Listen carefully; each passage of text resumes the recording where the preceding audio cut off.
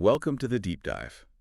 Today, we are really getting into something I think, well, pretty much everyone listening deals with, right? Yeah. That constant just grinding loop of rumination and overthinking. Oh, absolutely. You know that feeling, like your thoughts have just completely hijacked you. You spend hours maybe stuck thinking about something that happened yesterday, or you're just paralyzed, dreading something that hasn't even happened yet. It's a huge source of suffering, and honestly, mostly unnecessary suffering in the modern world. We waste so much energy fighting things that are done, finished, or things we just can't influence. Right. But the good news, and it really is good news, is that we don't need some brand new theory for this. There's this incredibly powerful therapeutic philosophy. It was forged, 2,000 years ago? And it offers real actionable techniques to break these cycles. We're talking about Stoicism. Exactly. And it's amazing when you look at modern therapy, things like CBT, cognitive behavioral therapy, or ACT, acceptance and commitment therapy. Yeah. You're basically seeing the legacy of the Stoics right there. It's foundational. Even something as simple but profound as the Serenity Prayer. That's a pure Stoic principle, basically boiled down. Mm-hmm. So our mission today, it's pretty specific. We want to kind of short-circuit the mechanism of overthinking. You're right in there. Yeah. We're going to use two really potent tools from the Stoic toolkit, the Dichotomy of Control and objective perception. The idea is to show how these destructive thought loops actually form in your mind, Right. and then give you the methods, almost like surgical tools, to dismantle them, to bring your focus back squarely to the present moment. And guiding us, we've got these three incredible figures from Roman history, and their lives really show how vital and, frankly, how versatile this philosophy is. Yeah, the diversity is stunning. Think about it. You have Seneca. He was this hugely successful playwright, a very sharp financial mind. People have called him like the prototype ancient investment banker. Right. Yeah, and a senator, and he was the tutor and later the long-suffering advisor to Emperor Nero, the tyrant. Wow. Talk about a tough gig. Exactly. His life was just packed with political danger, incredible wealth, then poverty, exile. Huge influence, huge risks. And then completely different end of the spectrum, Epictetus. Couldn't be more different. He started life as a slave. He suffered serious physical hardship. People think he was made lame, possibly through deliberate cruelty by his master. Oh, terrible. Yet, he completely transcended those external circumstances, became one of history's really great moral teachers. But then he, too, faced hardship, later exiled from Rome, along with all the other philosophers, by Emperor Domitian. So from slave to teacher, then exiled. Right. And then you have Marcus Aurelius, the philosopher-emperor himself. The ultimate insider. You'd think so. He had all the external power you could imagine, but he suffered enormous personal loss, lost multiple children, wife, and faced just relentless pressure leading the Roman Empire through plagues, constant wars on the frontiers. And his meditations, they weren't even meant for us, were they? No, that's the amazing thing. He wrote them for himself. As a kind of private journal, a practical handbook for self-management under extreme stress. So you've got a slave, a super wealthy advisor, an emperor, spanning the whole range of human life. Exactly. And yet all three of them absolutely committed to Stoicism, not as some abstract theory, not just armchair philosophy, Right. but as the fundamental way to live well, especially when things get tough, which, let's face it, they always do. Okay, so let's dive into the roots of this overthinking. The first big idea, and it's kind of radical, is how the Stoics saw emotions. It's not how we usually think about them. No, it's a complete reframing. They didn't see emotions as just, feelings that wash over us, these uncontrollable tides. That's the crucial break. So what are they then in the Stoic view? Fundamentally, they are cognitive. They're not things that just happen to us. They are opinions or cognitions, or maybe best put, judgments that we form. Judgments we make. Yes, and because they're judgments, they are ultimately within our control, because they depend on our assent to an initial impression. That's the key word, assent. Okay, walk me through that. Let's use an example. Say I get a really critical email from my boss. I feel that immediate, tightness in my chest. Maybe my face gets hot. Is that the emotion? Not yet. According to the Stoics, that's the first movement, the initial impression. It's a physiological response. For that to become a sustained emotion, like real distress or anxiety that spirals. Rumination fuel. Exactly. Your mind has to actively agree with or endorse the opinion that this email is an absolute disaster, a catastrophe, a true evil that's going to ruin everything. So the emotion isn't the gut feeling, it's me agreeing that the gut feeling represents something truly terrible. It's the assent to its practical import. You agree the impression is accurate and that therefore this intense reaction, this suffering is required. You're signing off on the judgment. Wow. So withholding that assent, Hmm.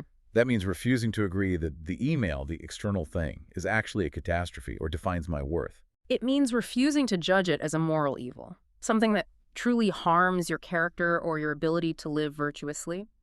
Epictetus put it perfectly. It is not events that disturb people, it is their judgments concerning them. The Uh-huh. moment you give that assent, you move from maybe a rational response like, okay, I need to think about how to reply carefully, into what the Stoics called an excessive impulse. Excessive impulse. That sounds like where the overthinking really kicks in. Is that the technical term they use? Pretty much, the Greek is horme plana zeusa, which means exactly that, excessive impulse. Mhm. Zeno, who founded Stoicism, he described these emotions as impulses that become disobedient to reason or turned away from reason. Disobedient to reason. I like that. Yeah, when you're gripped by that kind of impulse, your judgment is compromised. Your ability to think clearly, calmly, it's just severely limited because you've basically handed over your inner control to the external event. You've assented to its power over you. Seneca's descriptions of anger, which is a classic destructive spiral, are just chilling. He calls it temporary madness. He really doesn't hold back. He also calls it a disease of the body characterized by swelling. Just this state of complete irrationality. Like being totally puffed up with rage. Exactly. And he has this incredibly powerful analogy. He says once anger or any strong passion like that really takes hold, the person is like someone thrown off a high building. Whoa. They're just accelerating downwards, completely out of control. Reason isn't steering anymore. The whole point of Stoic training is to avoid ever taking that leap, to keep control over that internal ascent so you never get thrown off the building. Okay, but this brings up the common criticism, Yeah. right? That Stoics want us to be robots, unfeeling. If I feel a sudden pang of sadness when I hear bad news, or I get nervous before a presentation, am I failing? Am I not being Stoic? Not at all. And this is so important. It's where Seneca makes a really crucial distinction. He talks about involuntary first movements. The Greek is propathei versus true emotions, the pathy. First movements versus true emotions. Okay. The first movements are natural, automatic, physical reactions. Like you jump if there's a loud noise, or maybe tears well up spontaneously if you hear something tragic, or you feel that little flutter of nerves, or maybe a quick flash of annoyance if someone cuts you off.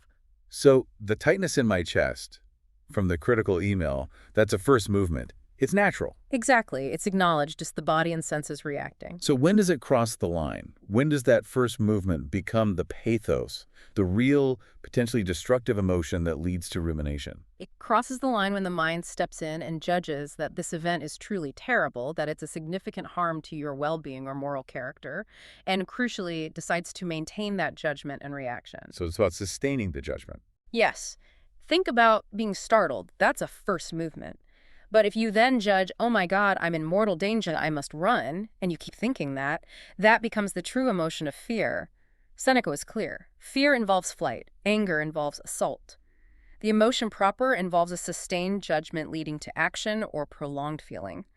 If you stop ruminating on it, you're essentially withdrawing that sustained cognitive judgment. This connects directly to things like grief or endlessly replaying past mistakes, that kind of rumination. Are we just repeatedly reaffirming that initial harmful judgment every time we replay it? That's exactly what's happening. Each time you mentally rehearse the loss or the failure, you're reassenting to the judgment that this event is a true evil that demands ongoing suffering. You're keeping the wound open with your thoughts. Seneca wrote this really moving letter to a woman named Marcia. She was grieving her son excessively for years. He didn't deny her initial pain, he acknowledged that, but he gently argued that this prolonged consuming grief had become a debilitating habit of mind. A habit of mind, that's powerful. It is. He urged her to use her reason to argue against the grief, to dispel it, not to forget her son, but to stop the suffering caused by the judgment that life was now irredeemably bad. And that connects to his idea that we often suffer more in imagination. Yes, suffer more in imagination than in reality. Our expectation of endless pain, our repetitive thoughts about it, often cause more anguish than the original event itself once the initial shock wears off. So the Stoic antidote to that kind of ruminative grief isn't just get over it. It's more like actively questioning the judgment. asking, does my continued misery actually help anyone? Is this what my loved one would want? Precisely. You reason against the judgment that the suffering must continue. You starve the thought loop of its cognitive fuel, which is your assent. Okay, so if rumination is basically fueled by these faulty judgments we keep assenting to, then the master tool for preventing this, the thing that gives immediate relief, has to be Epictetus's big idea, the dichotomy of control. Absolutely. This is the bedrock. It's literally the first sentence, practically, of his Enchiridion, his handbook. It's the foundation for any kind of mental peace. Drawing that line in the sand. Exactly. It demands that we rigorously, constantly divide everything in life into two clear categories. What is up to us, under our complete control, and what is not up to us, meaning outside our complete control. The Greek terms are prohairesis for what's up to us, and aprohairesis for what's not. Let's nail down what's in that first category, the prohairesis, what's fully ours. It's our inner world, basically. Our judgments, we just talked about those. Our desires, what we choose to want. Our aversions, what we choose to avoid. Our impulses, positive and negative. And critically, our will, our core agency, that capacity to give or withhold assent to impressions. So my choices, my opinions, my decisions about how to react. Yes, these are entirely internal actions. And for the Stoics, this is the only realm of true good and evil. If you focus all your energy here, Epictetus says, you are essentially invincible.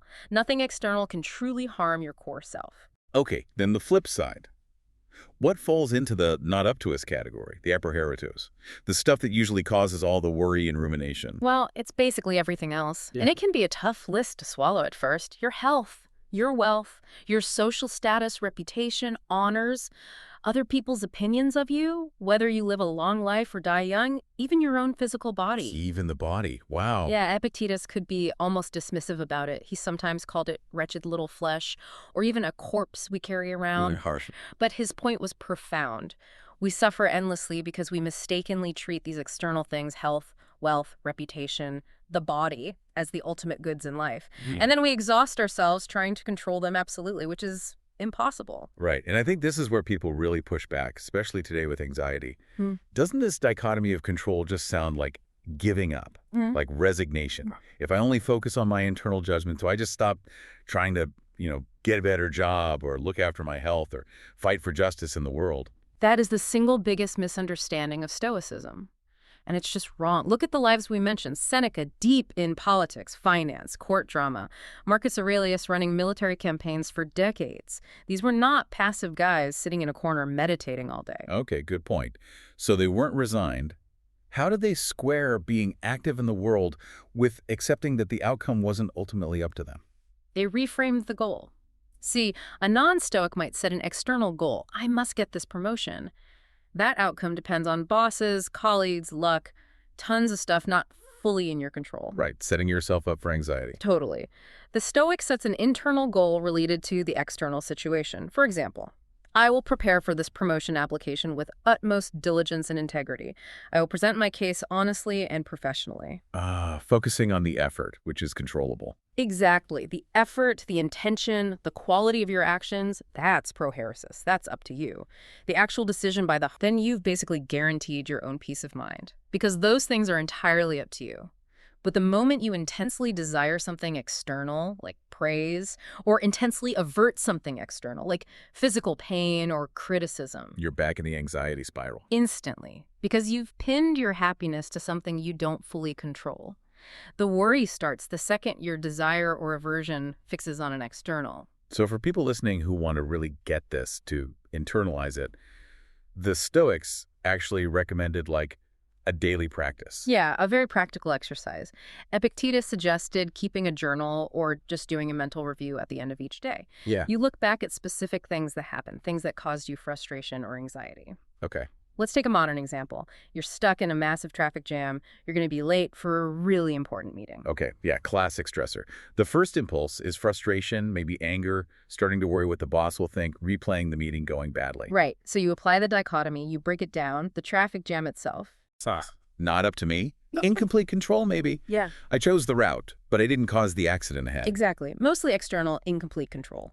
What about the boss's reaction when you eventually get there? Their anger, maybe they reprimand you. Definitely not up to me. That's their judgment. Right. Totally external. Now, what is completely under your control in that car? My judgment about the traffic, whether I choose to get furious or just accept it.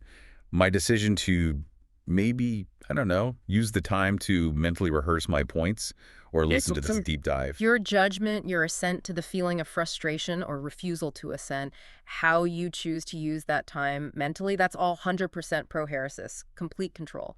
So the exercise forces you to see that the suffering isn't actually coming from the traffic jam itself. Yeah. It's coming from my judgment about the traffic jam, my belief that being late is an absolute catastrophe I must freak out about.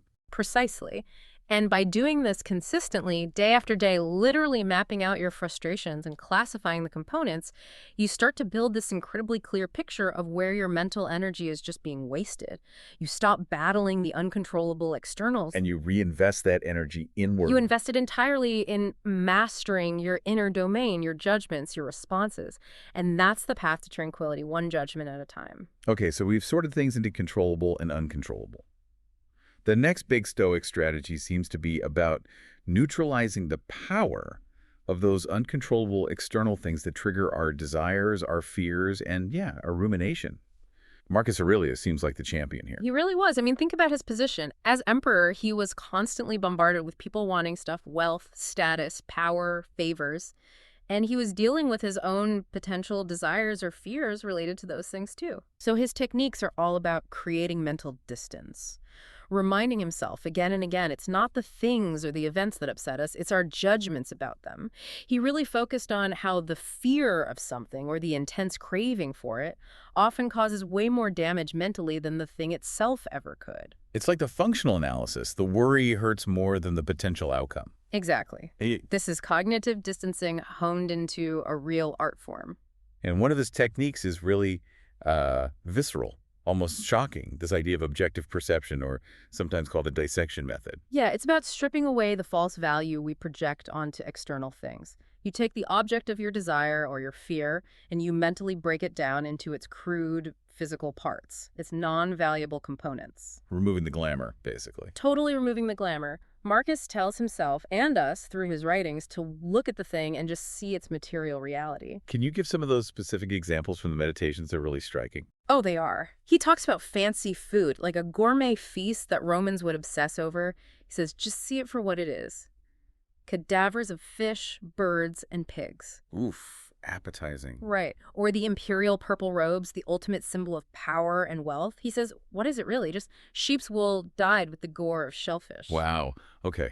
That really cuts through the prestige. And maybe the most famous one, he reduces sexual desire and union to just internal friction and a sticky discharge. Okay. Yeah, that definitely removes the romantic haze we build up when we, ruminate about relationships or attraction. It forces the anxiety, the craving, the obsession to confront the raw, basic matter of the thing itself. Is this physical stuff really worth my peace of mind? Is this what I'm sacrificing my tranquility for? So the point isn't to become like a cynic who hates everything. No, not at all. It's about achieving cognitive clarity. These external things, wealth, status, pleasure, even health to some extent, the Stoics called them indifference. Indifference, meaning they don't matter. Not quite. Some are preferred indifference. Like, it's generally preferable to be healthy than sick or wealthy than destitute. But they are indifferent with respect to your fundamental happiness, your virtue. They are not the ultimate good or evil. Okay. So they don't define your worth or your tranquility. Exactly. By stripping away their inflated perceived value using this dissection method, you stop giving them the power to dictate your internal state. Losing some dyed sheep's hair or missing out on a fancy meal doesn't diminish your core self, your virtue. But our rumination isn't always about physical objects or status. Sometimes it's more existential, worrying about our small place in the universe or conflicts or just the sheer scale of things. That's where the other technique comes in, right? The view from above. The cosmic perspective. This is the antidote to getting lost in our own subjective, localized worries. Marcus Aurelius constantly practiced mentally zooming out, imagining looking down on the entire Earth from a tremendous height. Like an astronaut's view, almost. Kind of, yeah. And from that vantage point, you see the whole teeming mess of human activity, the farming, the armies marching, people getting married, getting divorced, being born, dying, the chaos of law courts, the marketplaces. All just blends together. It becomes this anonymous swarming mass, as he puts it.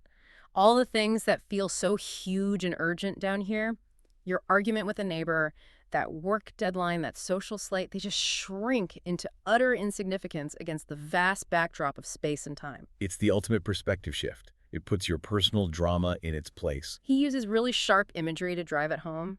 He says all the great human conflicts, the wars, the political struggles, they look like a storm in a teacup, or like a spider hunting a fly, or like ants scrambling over a tiny patch of ground. Ants fighting over territory. Yeah. And the whole Earth itself, from that cosmic view, it's just a pinpoint, a mere clod of dirt on which you creep.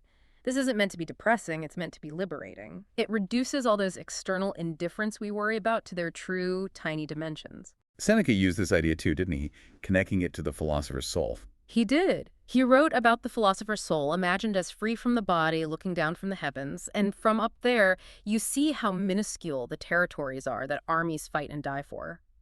The point is clear. You can't achieve real tranquility if you remain completely obsessed with your own little dramas on this tiny stage. This acceptance of scale and the dissection of objects, Yeah. it feels like it has to connect to their view of fate or determinism, that everything happens for a reason in a way. That seems like a tough pill to swallow too. It is a deep philosophical point, and yeah, it needs care.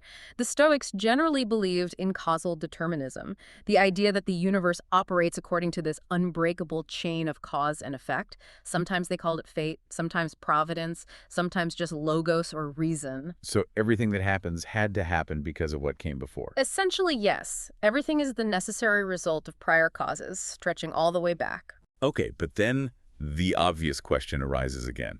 If everything is fated, determined, then why bother trying to be virtuous? Doesn't that mean we have no free will? Isn't that resignation? That's the classic objection, the lazy argument, they called it. Yeah. But the Stoics had a brilliant way to reconcile fate and free will. It comes back to prohairesis. Our internal choices again. Exactly.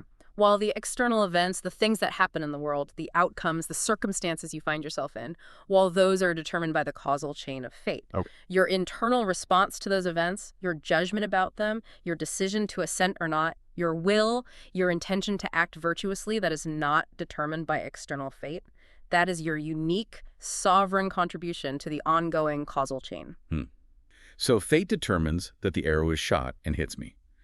But my prohairesis, my will, determines whether I judge the resulting pain as an unbearable evil and crumble, or whether I judge it as an opportunity to practice courage and endurance. That's it perfectly. The external event is given, your internal response is chosen. And this is why ruminating about the past is seen as fundamentally irrational by the Stoics. Because it's trying to change what's already fixed in the causal chain. Precisely. The past could not have happened differently given all the preceding causes. Worrying, what if I'd done X instead, is fighting reality itself. It's absurd. So Marcus Aurelius concludes, the rational response is twofold.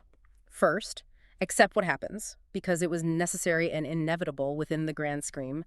Amor fati, love your fate. Accept it. And second, act in the present moment as virtuously and rationally as you possibly can, using your power of prohairesis to make the best possible response. This framework just eliminates past-focused rumination, because the past is done, fixed. Your power lies entirely now. It's really important, I think, to bring this back down to earth. These weren't just cool ideas they debated.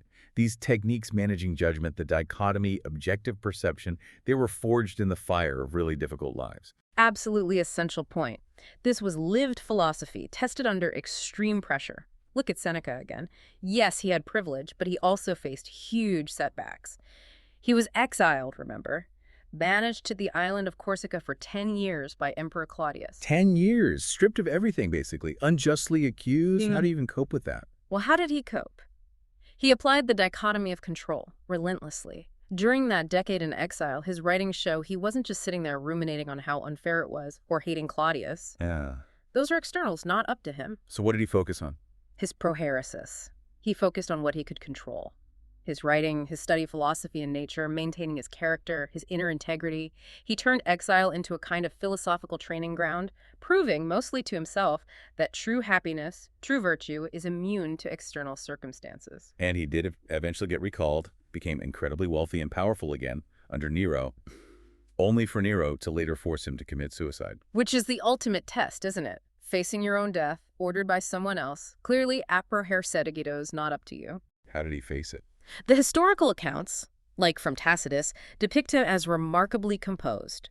calmly giving final advice to his friends, comforting his wife, discussing philosophy.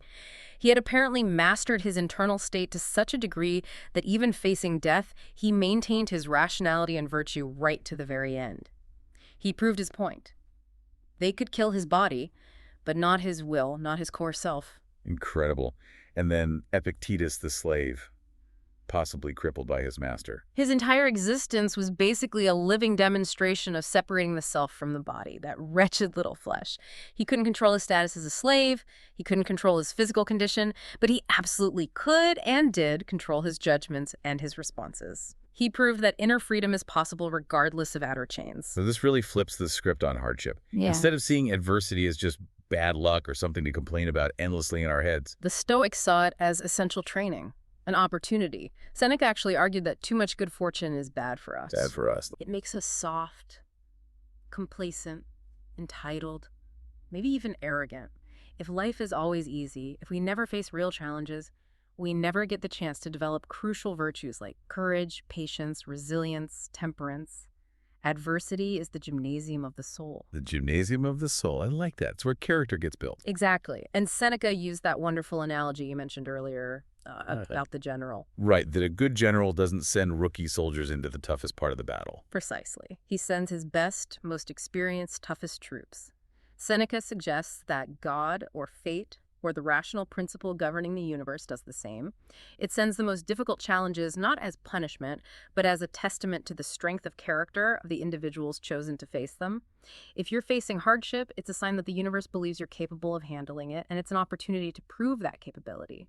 The difficulty itself becomes a practice ground for your prohairesis. That is a radically different way to view setbacks. Okay, another huge area of modern rumination, time. Feeling like life is short, we're wasting it, worrying about what others think, chasing status. Seneca tackled this too, didn't he? Oh, massively. His essay on the shortness of life is just brilliant on this. He makes this really striking observation about how weirdly inconsistent we are. How so? People are incredibly careful with their money, right? They guard it, track it, get upset if someone cheats them out of even a small amount. Yeah, generally. Yet, these same people freely give away the single most valuable, finite, non-renewable resource they possess, their time. We let it get stolen. Constantly, by pointless social obligations, by worrying endlessly about our reputation, by getting caught up in other people's drama, by procrastinating, by just frittering it away on trivialities. So his point wasn't that life is inherently too short chronologically. No. His point was that life feels short because we waste so much of the time we actually have. We live as if we're immortal, always putting off truly living until some future date, chasing some external goal, more money, more status, retirement that might never even arrive. We spend the present worrying about the future or regretting the past. Classic rumination territory. Exactly. Seneca's urging is, stop trying to just make life long. Focus instead on making it full. Make deliberate, virtuous use of each day, right now, as it comes. Live intensely in the present, and always keep in the back of your mind, not morbidly, but realistically, that this day could be your last. How would you live it differently if you knew that? That immediately cuts through the pointless worry. It shifts the focus from anxiety about the future or regret about the past squarely onto applying virtue now. Right. Because for a Stoic, a long life isn't measured in years. It's measured in quality, in fullness, in virtue lived. When you are fully engaged in applying your reason, your agency, your prohairesis in the present moment, there's simply no mental space left for those corrosive, repetitive, unproductive thought loops about things you can't change. It's incredible how relevant these ancient ideas still feel, how clearly they map onto what modern psychology tells us about mental health and well-being. It really is a testament to their enduring power and practicality. The sources we looked at explicitly state that the teachings of people like Zeno, and especially Epictetus, on self-management, on distinguishing the controllable from the uncontrollable, these are the direct taproots of modern psychology. Taproots, I like that. Yeah. They heavily influenced figures like Albert Ellis, the founder of REBT, and Aaron Beck, the father of CBT. That whole cognitive revolution in therapy owes a massive debt to these ancient Stoics. Their focus on transforming how we live by transforming how we think. Well, that's why this deep dive feels so vital today. Okay, so wrapping up this deep dive, it's clear that tackling rumination isn't about just wishing the thoughts would go away. It's about applying these really precise philosophical tools to how our minds work. We've got, what, 3 main techniques from the Romans? Yeah, 3 powerful interconnected tools. First, we have to get rigorous about understanding our emotions. Really see them not as random feelings, but as cognitive judgments or assent to initial impressions. And because they're judgments, we have the agency to manage them, to agree or disagree. Right. Reclaim that control over assent. Second, relentlessly apply the dichotomy of control. Constantly filter experience. Is this up to me? Or not up to me. Focus all your energy on your inner domain, your will, your judgments, your character, and cultivate acceptance for the external stuff. That starves anxiety and rumination. Separate the internal from the external. Got it. And third, Use those perspective tools. Objective perception and the view from above. Dissect the objects of desire or fear down to their neutral physical reality. Or zoom out to the cosmic scale to see how small most worries truly are. Neutralize the power of the externals that way. okay, so here's the final thought. Building on Epictetus, for you, the listener, to maybe chew on this week as you try applying these ideas. Yeah, Epictetus taught something really fundamental. He said we're all born with this kind of blend. We have a physical body which connects us to the animals, but we also have rationality, intelligence, reason, which connects us to the divine or the best part of the cosmos. Body and mind, animal and rational. Exactly. So when those old thought loops inevitably start up this week, when you feel that familiar worry or anger or regret beginning to spiral, recognize you're at a crossroads. Epictetus said we are unfree only when we are at variance with ourselves, when we let the rational part of us be dragged down or overwhelmed by the reactive, impulsive bodily part. So the choice point is always there. Always. The ultimate control, the decision-making power, rests entirely with your inner agency, your prohairesis. So, the question to ask yourself this week, when the pressure hits, when the rumination starts, which aspect of my nature am I choosing to align with right now? The calm, rational mind, or the reactive, perhaps frightened animal body? That single decision, repeated moment by moment, really dictates the quality of your entire experience. Yeah. Which way will you lean?